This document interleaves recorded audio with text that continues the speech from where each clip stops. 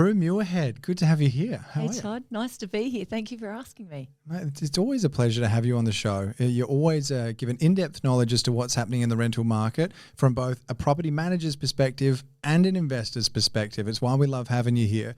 But being a weekly slice, we've got to jump straight into it. So do you mind if I just go straight to question number one? Of course not. Okay, everyone's wanting to know, what are you finding is the biggest difference in the rental market now in Adelaide than 12 months ago? What's the biggest changes? There's more owners looking to sell. Okay. There's a lot more fear about the interest rates. Mm-hmm. Tenants are expecting a rental increase, which Okay. 12 months ago they weren't. I guess the media's all over it. So that's probably quite important, because in the past it was always a fight, but they're sort of almost expecting it every time we offer them a lease increase. So you're still getting like a lot of resistance to it, or? Oh, absolutely. We're still getting the resistance. They're expecting it. It's just that the amount of increase can be anything between 5 and 20%. So that's the tough part. Tenants are obviously hoping for the 5%, not the 20%. Whereas in the past, so go back 5 years ago, a lease increase might only be $5 or $10, and a tenant would argue over that. But now we're jumping 5 to 20%. Most of the ones I'm doing are usually about 10%, and so that has been really interesting. Yeah. Very interesting. And you feel really sorry for the tenants. You've got to sympathise with the tenants and the owners, because not only have the tenants getting a 10% increase, the owners basically getting a double. Their interest rates have probably doubled in the last 12 months as well. So they're feeling it. Everyone's feeling it. So you just need to be a bit sympathetic and be aware of the situation on both sides. Okay, so would it be fair to say on both sides of the fence there, it's costs are rising?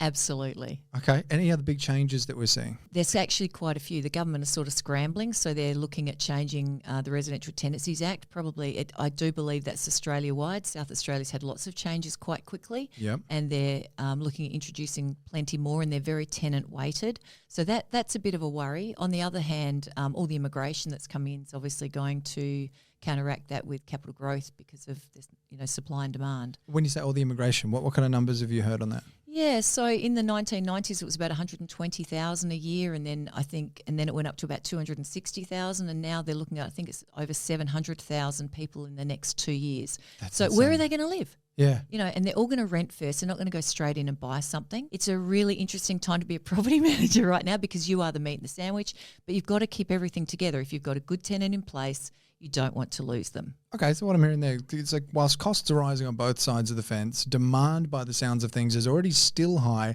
potentially going to stay high or even get higher. But talk to me a little bit about some of these potential changes. What's like one or two key ones? Well, in South Australia, they dropped quite quickly the amount of bonds you could receive. So a few months ago, they went from 6 weeks bond back to 4. They're trying to they're talking about bringing in and changing the act where we currently can give 28 days notice of a non-renewal. Yep. So we're basically not renewing a fixed term lease. Mm-hmm. We don't have to give a reason. Whereas the government are looking at bringing in changes that basically make landlord give 60 days notice with a prescribed reason. Now, that's the interesting thing. What is a prescribed reason? And one of those reasons, which is the hardest one to stomach, is that renovation. If you want to renovate a property, there's talk that they're going to make the renovation, you have to wait as an owner 6 months before you can actually re-rent that property, which is crazy. So even if it takes you 2 months to reno, 100%. you've got another 4 months of just vacant property. Yes, you can perhaps rent it a little bit earlier as long as you get SACAT's approval, which of course is a tribunal. So you've basically got to go to tribunal. Now, these changes haven't come in yet, but that's what they're looking at doing. So it's very weighted towards a tenant. I'm going to talk to you in more detail about that one later. But Of course. If we move on to the next question about highest demand segments of the market, what are you seeing in Adelaide that still has like a whole lot of fury behind it? 3-bedroom homes with a backyard in the outer suburbs. So really affordable locations. They're all close to shops, transport, but ultimately they're the bottom end, say, in Adelaide, that I think our median rents are probably about $750, $700, say. These houses are around $500, $550. So it's the outer suburbs of Adelaide. We get swamped. Okay, so if someone's looking at buying an investment property, if they don't hold stock yet in Adelaide, you're getting a lot more demand on more of like, would you call it entry-level areas? Yes. Or just blue collar? 100%. I mean, if you had some money to spend, it would be better to buy 2 bottom-end properties or 2 homes on the outer suburbs than one in the inner suburbs, because, of course, you're going to get 4 or 5% returns for an outer suburb, but you might only get 2% returns on some inner suburb. Because that was what most of your portfolio was built on as well, wasn't Completely. it? Couldn't help myself, Todd. So at least it means that if someone moves out, if people can't afford it, we're just waiting at the bottom with all of our properties, yes. So, Prue, I feel one of the $64 million questions now is balancing fair market rent, but still keeping your tenants, like keeping them happy, keeping them there, because obviously there's costs involved in the switch, but you also don't want to just leave $50 or $100 a week on the table as the landlord, because it's not fair in that side of things. What's the balance here? 100%. So the way I've usually attacked this is that as long as you're within $20 or $30 of market with a lease renewal, that the owner is benefiting, because it's going to cost them about $1,000 maybe a bit more to find a new tenant, because there's advertising, there's letting fees, there's vacancy rates, and anything else that might happen between the tenants. And of course, the tenant will be happy because they can see the market rent is about $20 or $30 above what they're being offered.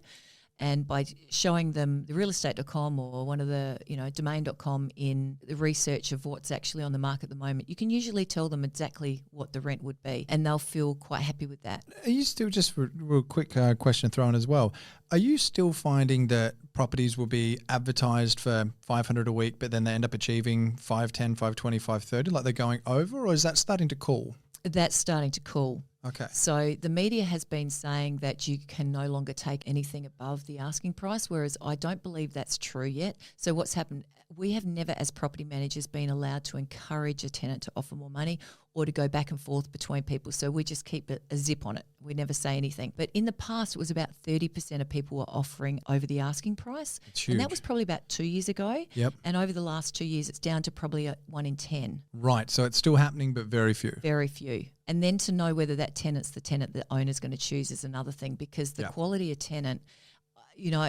I'm only a little speck in this system, this big cog of property management. But the one thing I have noticed is that the quality of tenants has dropped. Right. So you're saying that a lot of the people that maybe are struggling a little bit now maybe don't have the best track records? Don't have the best track records. I know that could be a gross overgeneralization, but as an average?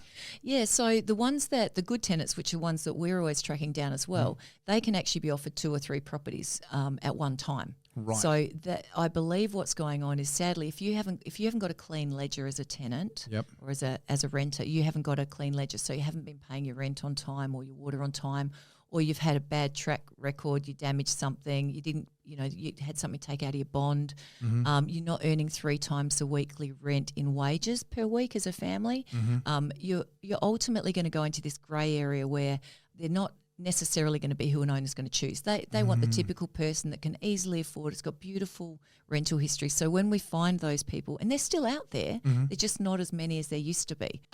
We had a lot of people moving from interstate a few years ago. So they were real solid people moving to Adelaide because we had better COVID rules, or they just felt it was cheaper cost of living. Better wine. Yeah, better wine. Yeah. Well done. We have got better wine. Let's go with that. Absolutely. All right, Prue Muirhead from Muirhead Property Management. Thank you so much for jumping on the show. I'm sure we'll see you again soon. Absolute pleasure. Thanks, Todd.